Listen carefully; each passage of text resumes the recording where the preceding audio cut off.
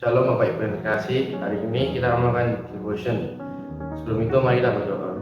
Bapa kami dalam surga, Tuhan terima kasih ya Tuhan atas kesempatan untuk mendengarkan firman-Mu yang singkat ini ya Tuhan. Tolong tolong hamba-Mu yang memberitakan firman-Mu dan orang yang mendengar supaya mereka memiliki hati yang mau mendengar dan melakukan firman-Mu. Dalam nama Yesus doa, amin. Pada bulan ini kan tema tentang I choose to praise. Nah, saya memilih I choose to praise because pemeliharaan Tuhan yang di tengah tantangan. Poin pertama itu Tuhan menyertai di tengah penjara. Nah, saya ambil di ayatnya itu di Kisah Para Rasul 16 ayat 22 sampai ke 34. Saya akan bacakan di ayat yang 22.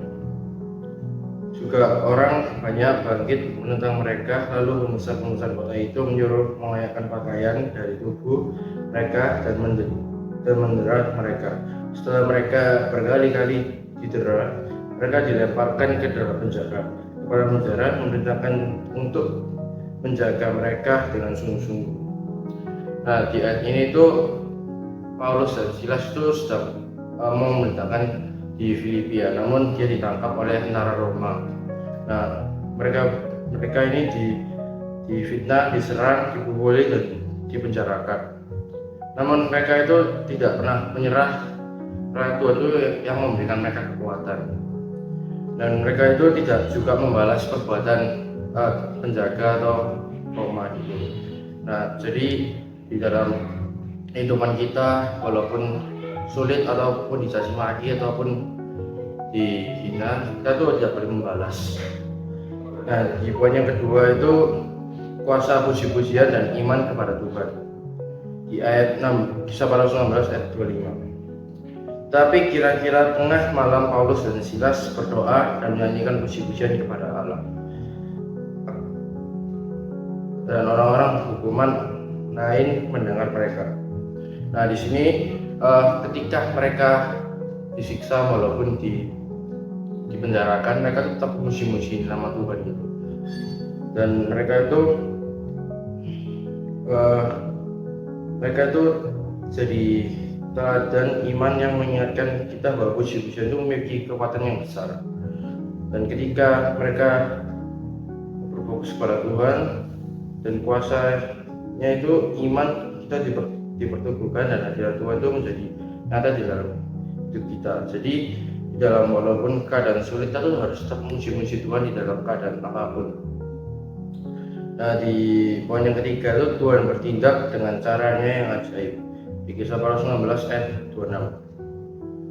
Akan tetapi terjadilah gempa bumi yang hebat sehingga sendi-sendi penjara itu goyah, dan ketika itu juga terbukalah semua pintu dan terlepaslah belenggu mereka semua. Nah, jadi puji-pujian ini memiliki kuasa yang begitu besar ya. Kita juga dapat lihat di perjanjian lama, yaitu tembok Yeriko itu dikalahkan dengan puji-pujian. Jadi kita tuh harus memiliki hati yang sungguh-sungguh untuk puji-pujian, karena puji-pujian itu juga memiliki kuasa yang begitu besar. Jadi walaupun kita praise and worship di ibadah itu, kita juga memiliki tuh hati yang sungguh-sungguh untuk memuji nama Tuhan. Nah, bahkan puji-pujian mereka itu dapat terjadi gempa bumi. Di poin yang keempat tuh, poin yang terakhir, pemeliharaan Tuhan itu menjadi kesaksian bagi orang lain. Kisah Para Rasul 16 ayat 27 sampai 34.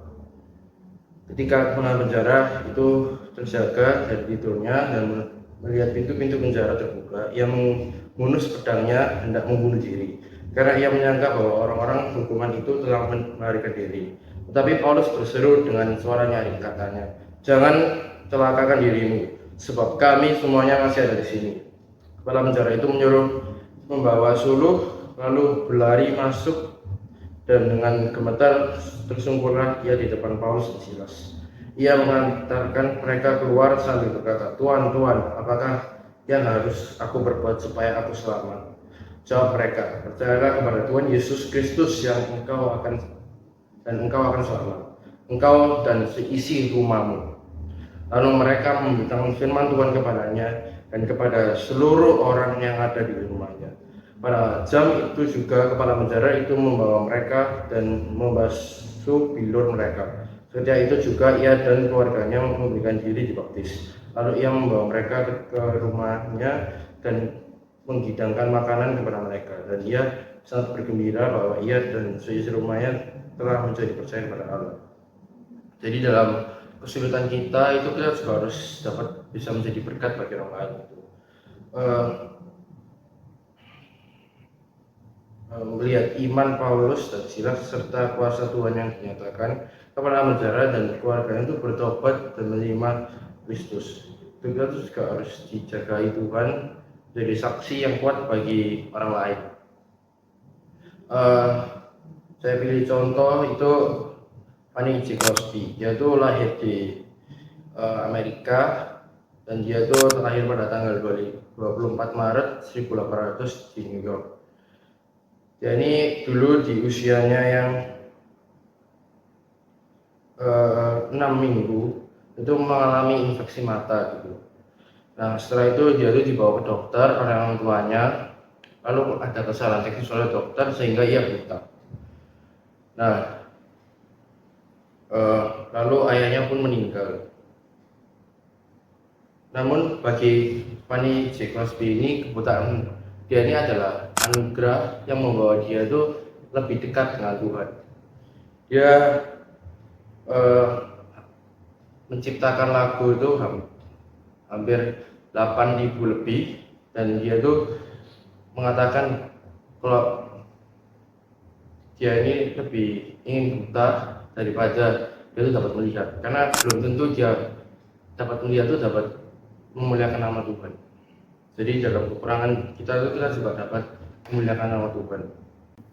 Karena dia itu pernah ditanya oleh seseorang, apa yang kamu inginkan